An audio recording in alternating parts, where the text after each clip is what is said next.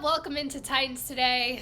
If you guessed it, if you've seen the videos before, yep, I am still at home sick. I wish it would go away. It just won't, so we've got to adjust. That's how these things work. But I do want to say, not only should you subscribe because I am still bringing you Titans news, rumors, updates. We have a mailbag today, which super pumped about, but sub, one, because I am still bringing you all of this kind of stuff. I would really appreciate the support. Two, the Texans channel here at Chat Sports is picking up subs rather quickly, and I refuse to lose to them. So let's gain more subs than they gain, solely for the bragging rights in the office. I'm tired of hearing them talk their ish. Hit the sub button. One, so we can win the competition. Two, to say thank you, Abby, for still bringing us Titans videos, even though you look horrible today. Anyway, let's get into it. We do have a Tennessee Titans mailbag. I put something out on our YouTube community channel, and a bunch of you guys left questions that you have about the Titans, so we're going to chop it up and get right into it, starting off with, actually, Chualor and Tony Fox. And guys, forgive me, I am looking at the screen because I don't have graphics here at home at my beautiful studio apartment. Chualor and Tony Fox both had questions about the O-line. How should the Titans address the issue of offensive linemen? Tony Fox said, how can we fix the O-line? So clearly the O-line is a big question mark. It is a big point of concern. That is the word I was looking for. Concern for a lot of people, because we saw the damage that happened because the O-line was just trash last year, and it's got to be fixed. The good news is, as we all know, they have started to fix it. They brought in Andre Dillard, Daniel Brunskill. Aaron Brewer looks like he's going to be playing center unless they go get a center in the draft. It's progressing. I'm not going to look you in the eyes and say, yeah, we have the best O-line in the league. That is not the case. These guys do have to prove themselves. But you're looking at Andre Dillard, who has a lot of potential, just didn't get the opportunity. Same thing with Daniel Brunskill. This is a common theme throughout all the free agents that Ryan Carthen has signed. They never really got the opportunity to be a starter, to kind of show that what they're made of, what they're capable of. And now they are going to get that because both Daniel Brunskill and Andre Dillard are probably going to be starters if you get Dylan Radunz back from his ACL issue. You should be in a good spot. Now, that's not to say it doesn't need more work. Yes, you want these guys to step up to show that they can handle it, that they can be starters. They get the opportunity. They go off. Happy ending. Woohoo. You still need depth. You still want some youth there. Which brings me to our next, it's not really a question, it was a comment, but we're going to acknowledge it. Tighten Up 22 Tighten Up 22 is who left this comment.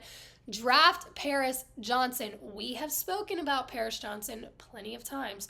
We've spoken about Peter Skoronski plenty of times. However, there are teams ahead of the Titans that may go after them. The Bears being one of them. They're at number 9. We're at 11. Looks in most mock drafts, I want to say, excuse me, they have Peter Skoronski heading to Chicago before the Titans are able to draft. That leaves Paris Johnson. Now, when I say leaves Paris Johnson, I don't mean, oh man, Paris Johnson. Paris Johnson would be killer to have on this O-line opposite Nicolas Petit-Frere. He would bring the athleticism, the youth, the talent. He can move well for his size. This is a good move, and I am here for it. And when you hear the mock drafts, and even before free agency and before all these trade rumors sparked up, and, you know, we're 2 weeks outside of the draft, so they're going to get crazier and crazier, but keep a level head here. It would be very smart to go after an offensive lineman early, to try to grab Paris Johnson at 11, or maybe grab somebody else a little bit later, but don't think that the O-line is fixed, ready to roll for the season. It's still got work to do.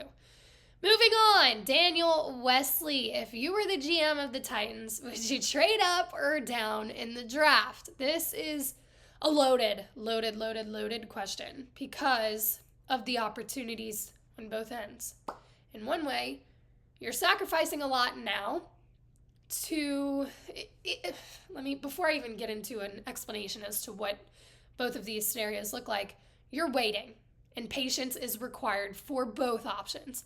Either one, you're trading up to go get a quarterback, and this is why you would trade up for a quarterback, and you bring him in. You hope that he learns this year from Ryan Tannehill, who's going to play out the last year of his contract. We really don't know. He could be cut after June 1st for savings. At this point, I don't know what to believe.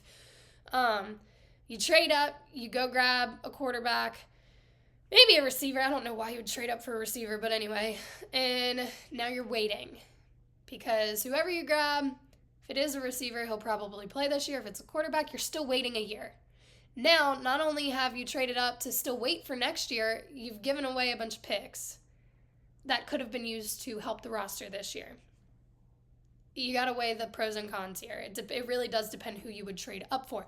Now, if you trade back, you'd probably be trading back, one, to secure some future picks, because we know Rand Carthen is trying to retool, not rebuild, retool this team. You want to pretty much collect as many draft picks as you can without hurting yourself.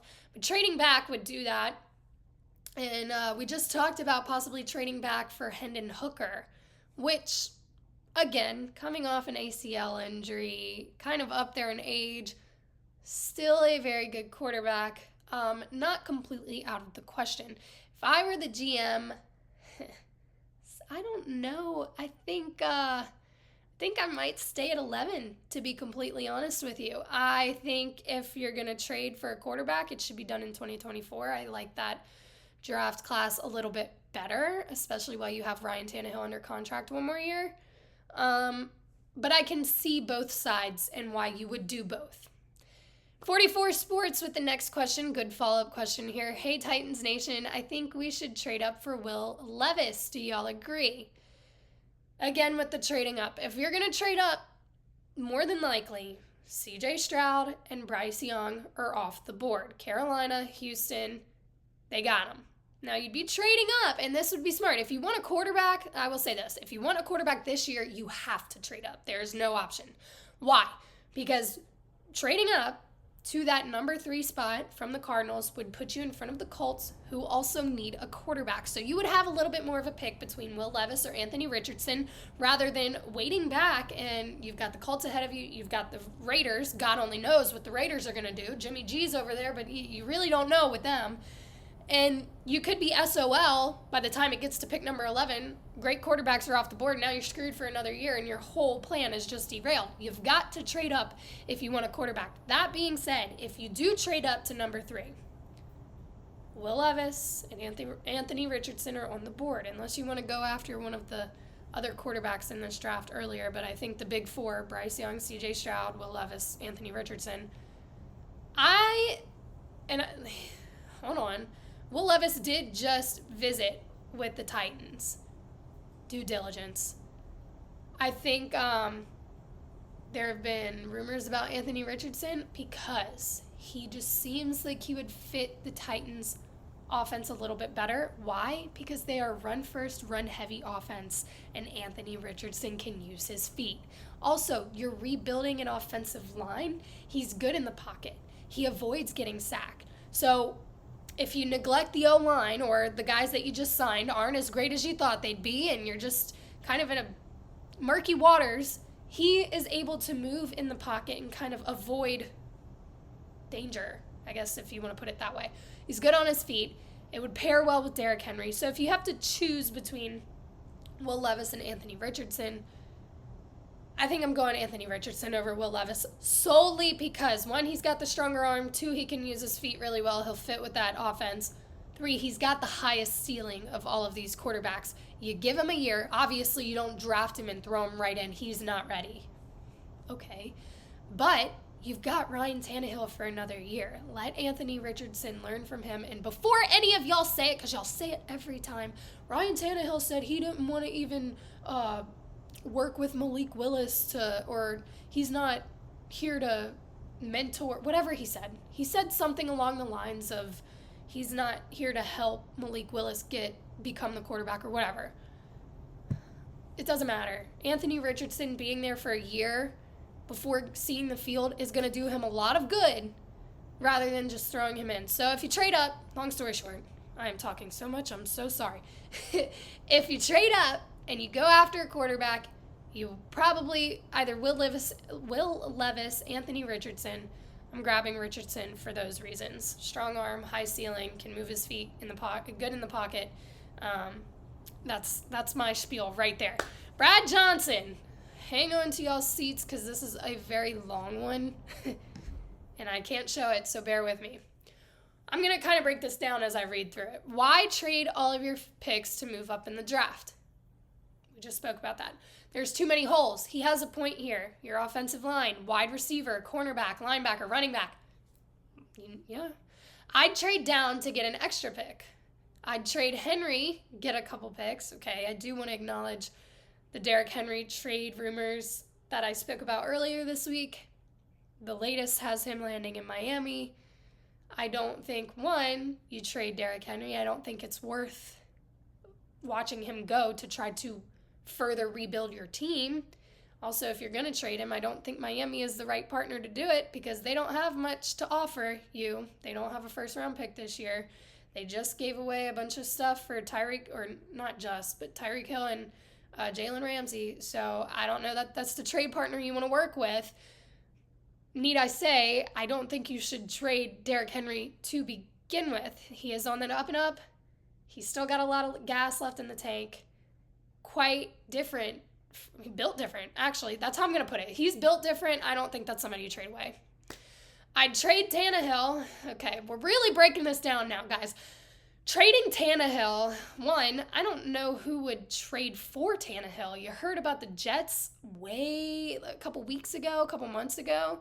They're trying to land Aaron Rodgers, so I really don't know who grabs Tannehill. Maybe Atlanta. Probably not. It would probably be a cut for him. If you want to part ways with Ryan Tannehill, I don't think it comes in the form of a trade. I think it comes in the form of a post-June 1st cut to save that money, which you did say, pay most of his salary. Try to get 10 to 12 picks total. Offensive line in the first round, wide receiver in the second round, center in the third, linebacker in the third, wide receiver in the third. As far as quarterback, wait till after the draft and get whoever Tennessee will win 2 games with this year. Vrabel gets fired. Woo, Brad. Got a lot going on here, dude. Yes. Long story short, there are a lot of holes on this roster that need to be fixed either this year or next. This is not going to be a, Rand Carthen's here, he snapped his fingers and everything's better, we're in the Super Bowl. That's not how this works. This is going to be a process, and it takes months. Sometimes it takes seasons to completely revamp a roster, and you're at a turning point where things are going to start to look a little different because Ryan Tannehill has one more year, and whether you like him or not, he's probably not going to be back with the Titans after 2023. That being said, you are looking for your next franchise quarterback as well as trying to fix your own line and get your receivers because that receiver room needs some serious help. So I see where you're coming from with, yeah, we're going to have this huge rebuild. We need to get as many picks as we can. I get you. Help yourself. Save the money, get the picks. Don't shoot yourself in the foot by trading away guys that have brought a lot to the team and could still bring more to the team. Again, I know we're in a transition, kind of things are going to be flipped around, but I think Derrick Henry could be a part of this new era. I don't think he's out the same way that Ryan Tannehill is out. Vrabel getting fired, I don't think that happens this year. He's a good coach. He's seen a lot of success in Tennessee. Unfortunately, things just seem to fall off after 7 games for some reason. I think he and Rand Carthen are a good duo, and I think you see a little bit of a culture change in Tennessee this year. And finally, with the last question on this mailbag, Mark Mariani, which, if any, of these crazy rumors do you believe might actually be true? Excuse my watch. Guys, I will preface this. Leading up to the draft, the trade rumors and the draft rumors get crazier and crazier because there's nothing else going on. So you hear one thing and it's spewed into this huge story, like we hear the Derrick Henry trade rumors to Miami, and it's silly. It truly is silly. So take everything you hear with a grain of salt. Look, I'm not coming to you saying, oh, this is what's happening, this is the truth, this is how the, concrete evidence. That's not It's not what I'm doing here. I'm solely just letting you know of what's out there. Did I say any of it was true? No. Do I believe half of it? No. It's, again, clickbait. This is not, but that is. Take everything you hear with a grain of salt, but don't be surprised if some of these rumors do come true. It is a business at the end of the day. They are trying to make money. They are trying to be the best team that they can be. And sometimes those rumors are started by people within the organization trying to kind of manipulate a move here and there or just throw people off. So you have to take everything you hear with a grain of salt. Excuse me. Do I believe any of the crazy rumors right now? The only one that I really I'm a little bit more, okay, I could see this happening, is Tennessee trading up for a quarterback. And that just depends how sold they are on Anthony Richardson or Will Levis. Other than that, I don't think anything else is going to come to fruition. As always, I appreciate y'all for watching. I'm so sorry I didn't have graphics to show you the beautiful questions that were asked in this mailbag, but you guys stuck it out. You bared with me. If you made it to the end of this video, dap me off. You are a real one. I appreciate you. Again, trying to recover. Hopefully I'm back in studio next week. But as always, appreciate y'all for watching. Hit that sub button and tighten up.